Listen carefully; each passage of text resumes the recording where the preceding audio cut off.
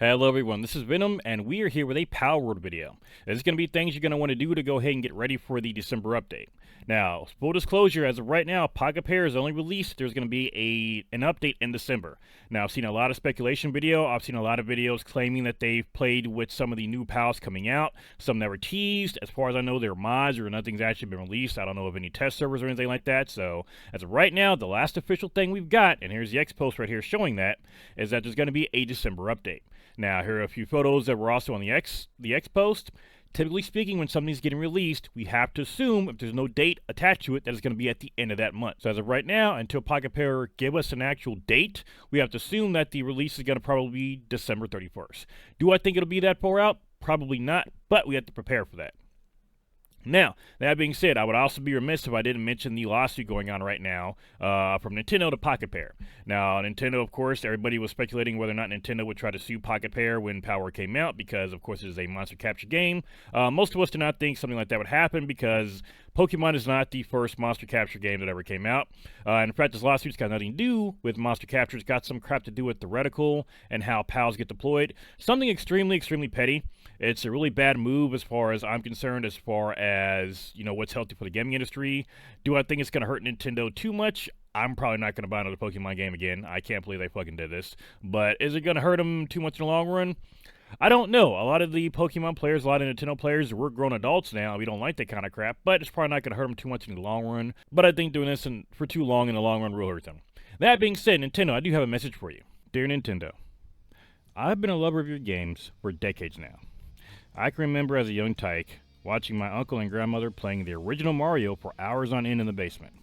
As a young man, I began my Pokemon journey with Pokemon Red, and I played right up through your poorly optimized excuse of a game, Pokemon Violet. While I understand that you as a company feel that you must protect your brand, in light of this new lawsuit against Pocket Pair and Palworld, I, as a now former customer, have this to say. F*** you litigious, lazy, self-righteous ass. You have literal gold in your hands with the Pokemon franchise and could literally have the #1 game every single release if your devs weren't so lazy and actually wanted to work on the game. Give the IP to a team that actually cares and listens to its audience. Grow some balls and try something new, you little ass. Palworld did so good because Pokemon audience matured. You brain dead idiots. Palworld did something new and awesome that you could have done a long time ago yet are too scared to do. This lawsuit is petty, born of jealousy, hurts the industry as a whole, and just shows how lazy Nintendo really is. I hope every executive's spouse leaves them after giving them. Then, once you get the diagnosis, I hope you receive a video from your spouse of them getting by top Pokemon fans getting in on a boat called the SS Anne with a Pikachu plushie to prop them up and a Master Ball in their ass. Good day. That being said, these are a few of the things that you should probably go ahead and do to get ready for the December update for Palworld. Alright, first things first. The first thing to do to prepare for the new update coming out, get yourself maxed out. If you're not level 55 now, go ahead and get yourself up to 55. All the new items, just like the last update, the new items, the weapons, the armor, the production stuff, the saddles for the pals, all that is going to be more than likely locked in behind the new levels. Now, we did get some pals in the lower levels added in last time, but for the most part, all the good stuff is more likely going to be in those higher tier levels. So go ahead and get yourself maxed out now. And before you start looking, if you haven't done it already and you're looking for the best way to level up, the best way to level up still is to capture pals. Right now, you can capture pal up to 12 times to get bonus experience for it. Start from the top of the pal decks and work your way down and just start go ahead and capturing all the pals you need until you get to level 55. It's going to take a bit, but that is the best way to level up. There's no other grind that's going to be better than that. Go and start doing it. Now, the second thing is, again, it's going to sound pretty obvious, but this is the last of the obvious ones. Make sure you got a team maxed out too, level 55. Again, fighting pals, capturing other pals, these are the best things you can do to go ahead and get yourself leveled up, or go into the Oral Rig to level up. That's how I leveled up a bunch of my pals once I hit the 55. I got some of mine bred up, I took them to the Oral Rig, I basically went through there over and over again, farming experience. That was the best way to actually level up my pals. So that's for your pals. For your character, you're going to be capturing pals. For your team, go to the Oral Rig if you can get your way through it, or make your way through it, and start leveling up there. And at the very end, I'm going to show a run of me going through the Oral Rig as well, so you can kind of see how I do it. Now, the third thing to do, go ahead and get ready to remove one of your bases if you have 4 bases, and prepare to remove one to one of the new areas. Now, we did get a 4th base when the last update came out. I'm not saying the name of the island because I always mess. I'm gonna say. Hold on.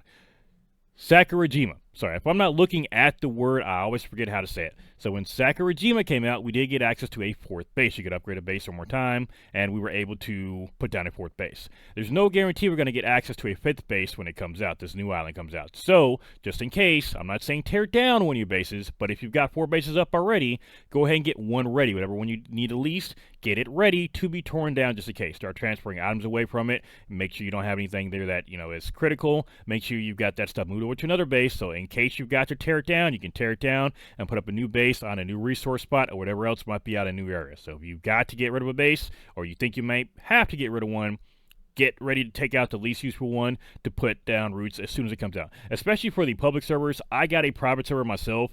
Me and my friends play on that one. I don't know what the public servers look like too much. Ever since I played Ark, back in the day, I used to play Ark on the official servers. I was in one of the bigger clans there. I used to play Ark on the official servers. PvE, I did not do PvP. That would have been a nightmare. But PvE, there was very little standing room to put any base down. So I can imagine it's probably what it's like on the official servers too for Palworld. So if you're on one of the official servers, make sure you're ready to go, because as soon as that comes out, you're going to want to drop down and put the bases as soon as you can. If you're on a private server or single player, not that big of a deal. But I would go ahead and be ready for it anyway. Now, to go along with that, the 4th thing is we're probably going to have new resources to farm. Now, when I'm looking at the word again, so don't missay it. So when Sakurajima came out, we got oil. So oil is very slow to gather, but it is a new resource that we had to gather up. Be ready for a new resource. Now, there's no telling how we're going to have to mine it up. It could be a mineable item. It could be something where we got to put down a new machine like we did the oil rigs. It might be something we got to put a new machine down. It could be anything. Be ready to mine up or to gather up whatever that new resource is. It could be something where we have to put a base down like you did with the oil and farm it 24/7. It could be something where you got to just go around the map and farm it up. But be ready to farm a new resource. Be ready to look for where those resources spawn in at. And if you got to put a base down, again, if you're on a public server or a server that's not yours, that's not private, be ready to put a base down there. Now, again, I'm not sure what the protocol is for the public bases. Like I said, in Ark, you could put down a base pretty much wherever. If you weren't like blocking a major, like a story thing, then you could basically put down your base wherever you wanted to, as long as it wasn't like blocking like a crate or something. Now, for the Palworld servers, I don't know how it is on those servers. It could be total anarchy for all I know. It could be people can place bases down on the major resource nodes. I don't know, but if that is the case, I don't know if it's protocol to not do that, to not be an asshole or something. I don't know what it's like there, but if you are allowed to do so, you might want to be careful and speed up to get one of those resource nodes quickly. I don't know how it works there. Personally, if I was running the show, I would make it to where you couldn't put a base down on a resource node, but again, I don't know how that works, so just be ready. Number 5, gather up life mug statues. If you have not been gathering them up in between these updates, continue to gather them. Every time there's a new update, we can then level ourselves up even more using life mug statues. Now, it takes more and more life mug statues in between leveling up to level up, but go ahead. If you stop gathering life mug statues once you max yourself out, start grabbing them up again, because we're more than likely going to have new character levels we can put those into to make pals easier to catch. So gather up more life mug statues where I get a chance. If you're out at night, I'm not saying go out and just like gather them up like all in one sitting, unless you just want to. But I am saying if you're out flying at night and you see a life mug statue, stay in that mindset. Hey, go and grab that thing. If you see them, go from statue to statue like you would if you're going from place to place. Gather up all those life mug statues. I guarantee you it's going to come in handy later on. Number 6, stock up your resources. All of them. Right now, I'm stocking up ores, I'm stocking up oil, I'm stocking up all the different ingots, charcoal, coal, everything. It doesn't matter what it is, go and stock up everything, because it's all always useful. And we don't know what the new resources are going to turn into, what they're going to produce into, what they're going to take to make the new items. Make sure you're stocked up on everything. You would hate to unlock some new items and armor and then find out, oh, I'm 100 ore short, I'm 1,000 ore short, or to make all this awesome stuff, it's going to take just tons and tons and stacks of ore. Make sure you're stocked up on everything. Even if you don't need it to make anything right now, just stack up or stock up on the raw items. You don't have to turn all the ore into ingots. Just stock up on the pure ore, or go ahead and like split half your ore, keep it ore, and then keep the other half, turn it some into ingots, some into refined ore, some into power metal, a little bit of everything, and as you gather it up, kind of, turn it into all its various materials. Stock up on production stuff, like your wools and, or your cloth and your high quality cloth, everything. Stock up on it all, because you do not know what's going to be important later on. Number 7, get ready for some new raids. Now, we got a few raids that drop, well, a couple technically, but they all have different versions. We got a couple raids drop already. They were smaller updates, but we're more likely going to have some more raids coming in with this new update, even if it's not right away. So be ready with new raids. Now, right now, it's good to have some water creatures for the Bahamut raid. I forgot what I used for the first one. I can't even remember what his name was because it's been a while since I did it. But go ahead and start getting ready to farm yourself up or breed yourself up some more creatures to take on the raids, some more pals to fight some more raids.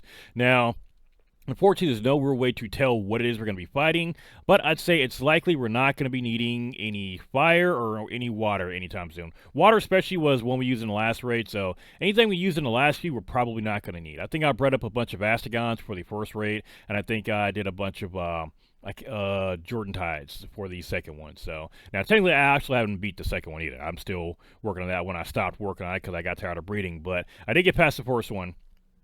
I'm not beat the Bahamut. I'm going to go in and try to do that this week, but I was bringing up a bunch of Jordan Tides to do that, and I was working I was getting there. I needed some more. I think I only got about half the ones I need bred, so. But be ready for some new raids. So whatever we find out, be ready to breed a bunch of that creature to take it out very quickly, because the creatures that come from these raids are usually pretty good. Now, the raids are difficult. Like I said, I haven't beat the Bahamut one yet. The raids are difficult, especially solo. It is very hard to do the raids legitimately solo. The first few, I'm not going to lie, I definitely used a fire glitch to kill the first few raids, and I have no shame about it.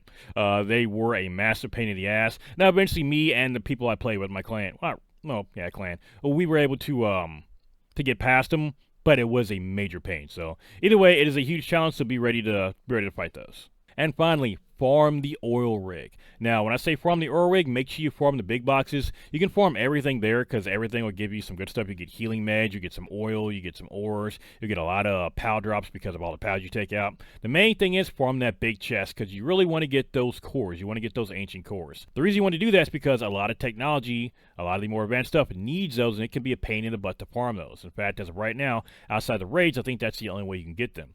There's no telling what kind of cores or what kind of technology is going to need those cores come the expansion. Now, there's more likely going to be a higher tier core when that comes out, and I got a sneaky suspicion there's going to be another in-game raid type era, kind of like the oil rig, so be ready for that as well too. So go ahead and start farming the oil rig, get used to fighting there, get used to figuring out what weapons you want to take with you, what pals you want to take with you. That way you can kind of be ready for whatever the next oil rig type area is. Now, when I'm done here, I'm going to show you guys a video of me going through the oil rig. I'm going to go through, collect all the chests, I'm going to get the big chest, and I'm going to take out basically everything so you guys can see what it is I personally do to get through it. You'll see kind of how easy it is for me. I'll show you my gear. That way you kind of got an idea of what to look forward to when you're doing these. But those are 8 things you can go ahead and do now to prepare for the new update coming out. Again, I'd say the biggest things on here are definitely going to be getting your level cap up, making sure you're ready to go, because if you don't have your level cap high enough, you're really not going to be at a level to where you can do the update, more than likely. Now, I could be wrong. They could keep the level cap where it's at. It could stay 55, and the new era could be just full of a bunch of pals from 1 to 50. Who knows? I highly doubt it, though. It's more likely going to be a very, very advanced area. We're supposed to have some new tower bosses, which are going to be more likely very, very strong. We're more likely going to get that new level cap up to 60, and some of the new pals we're going to get are going to be pretty insane, and we're probably going to need those new saddles for them. So again, that level cap is the simplest thing on this list, but is probably the most important thing on here. So that's going to do for today, guys. Thank you for coming by. Please enjoy this run of me doing the oil rig. Later.